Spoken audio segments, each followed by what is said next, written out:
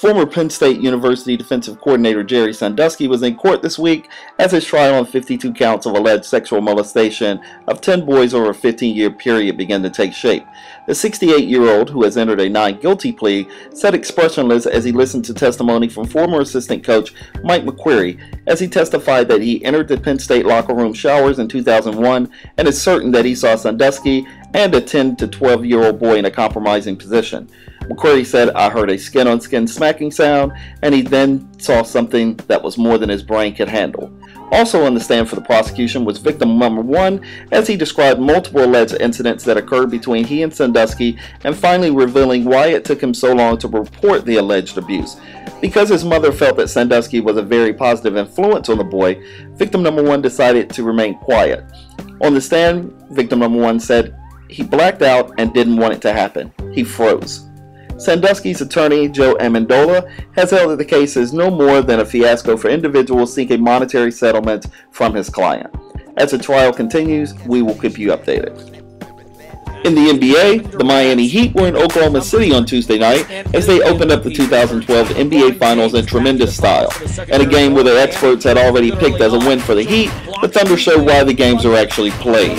Led by All-Star Kevin Durant, the Thunder found themselves in a small hole trailing by 7 points at the half.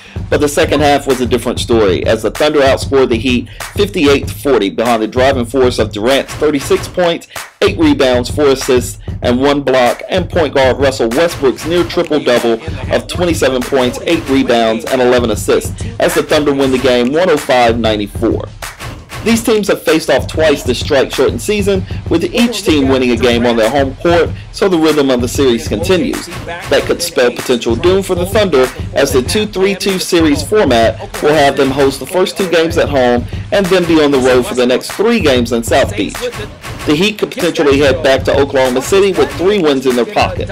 Once the Thunder leave home, they may not play another game this season in the Chesapeake Energy Arena. Only time will tell.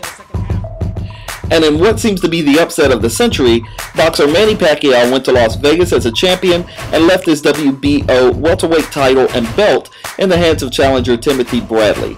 Even after landing 253 punches to Bradley's 159, Pacquiao still lost the split decision 115-113 on the scorecards of judges Dwayne Ford and C.J. Ross, but won on Judge Jerry Roth's card by the same 115-113 score.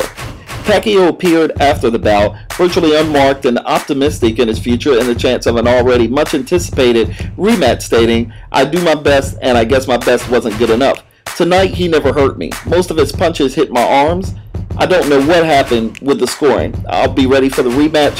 No doubt I won the fight." Promoter Bob Arum, who represents both boxers, said those scorecards were ridiculous. "Everyone near me said it's a fun fight. Bradley's really trying, but it's a one-sided event. If we had 3 experienced judges doing this fight instead, all we'd be talking about is how courageous Bradley was."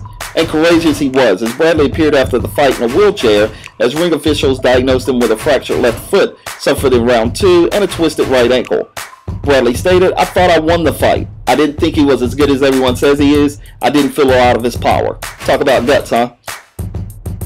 In the meanwhile, World Boxing Organization President Francisco Valcarcel said in a statement this week that the Championship Committee will review video of the match with 5 recognized international judges and will make a recommendation as to the correctness of the scoring. With all the controversy in the air, I don't think that fat lady's singing yet, guys. And in the Major League Baseball standings, the New York Yankees find themselves in familiar territory atop the American League standings, tied with the Tampa Bay Rays at 35-25. Winners of the last 4 games, the Yankees look to create some distance before the All-Star break in July. In the National League, the Washington Nationals are in first place with a 36 up and 23 down record, 3 games ahead of the Atlanta Braves.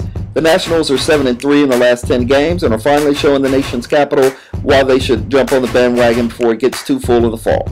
This is Zach Morgan, BNT, Our News.